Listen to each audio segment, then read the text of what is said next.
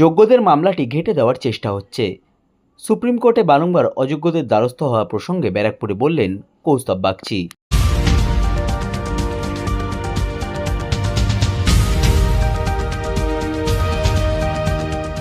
Supreme কোর্টের নির্দেশে চাকরি গিয়েছিল 2016 সালের এসএসসি পরীক্ষা দিয়ে নিযুক্ত হওয়া শিক্ষক শিক্ষিকা এবং শিক্ষাকর্মীদের। এরপর যোগ্য এবং অযোগ্য শিক্ষক শিক্ষিকাদের টানাপোড়েনে বারংবার অযোগ্যদের সুপ্রিম কোর্টের মামলা এবং সুপ্রিম কোর্টের সেই মামলা বাতিল করে দেওয়া প্রসঙ্গে ব্যারাকপুরে মুখ খুললেন আইনজীবী তথা বিজেপি নেতা কৌস্তব বাগচি। তিনি সংবাদ মাধ্যমের মুখোমুখি হয়ে দাবি করেন, যোগ্যদের মামলাটি ঘেঁটে দেওয়ার চেষ্টা হচ্ছে, যে কারণে বারংবার সুপ্রিম কোর্টে অযোগ্যদের পক্ষ থেকে দ্বারস্থ হওয়া হচ্ছে। এর পাশাপাশি তিনি কোথা থেকে অযোগ্য শিক্ষক শিক্ষিকা কিংবা শিক্ষাকর্মীরা এই মামলার আবেদনের জন্য টাকা পাচ্ছেন সেই বিষয়েও সন্দেহ প্রকাশ করেন এবং পশ্চিমবঙ্গের শাসক দলকে কটাক্ষ করে বলেন, যে রায়টা সেটা হচ্ছে, দেখো, সুপ্রিম কোর্টের যে জাজমেন্টটা, অনারেবল জাস্টিস দেবাংশু বসাকের জাজমেন্টটা, প্র্যাকটিক্যালি তো সুপ্রিম কোর্ট সেই সময় ইন্টারফেয়ার করেনি কিছু স্লাইট মডিফিকেশন ছাড়া।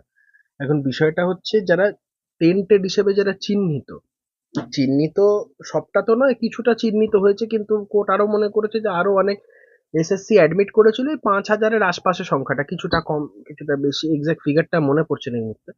তো ওই ফিগারটাই ছিল হচ্ছে টেন্টেডদের, চিহ্নিত টেন্টেডদের সংখ্যা। কিন্তু এছাড়াও যে টেন্টেড আছে এটা এসএসসি উইথ সার্টেনটি বলতে পারেনি। এবারে চিহ্নিত টেন্টেডদের মধ্যে তাদের একটা বক্তব্য ছিল যে তারা আবার নিয়োগ প্রক্রিয়ায় বসতে চায়। তো সেইখানে সুপ্রিম কোর্ট স্পষ্টত না বলে দেয়, তাদের আবেদন খারিজ করে দেয় এবং বলেছিল till such time the recruitment process is completed, তারা স্যালারি পর্যন্ত চেয়েছে। এখন সমস্যাটা হচ্ছে এইখানে, এই রাজ্যে যেখানে চোরের মায়ের বড় গলা, তো এই সমস্ত চুরি জুচ্চুরি যারা করলো তাদের দেখে অনুপ্রাণিত হয়ে যারা টেন্টেড ক্যান্ডিডেট, দেখুন আমি বারবার করে বলছি টেন্টেডদের প্রতি সহানুভূতি নেই, তবে টেন্টেডরা এইটুকুন ওদেরকে বলবো যে যারা হয়তো টাকা দিয়ে চাকরি পেয়েছে, যাকে টাকা দিয়েছে গাছে বেঁধে পেটান, তাই নিয়ে আপনাদের আমরা আমরা সম্পূর্ণভাবে সমর্থন জানাবো এই বিষয়টা। কিন্তু টেন্টেডদের এই ধরনের কোনো অযৌক্তিক দাবি আলটিমেটলি এটার কোনো মানে হয় না।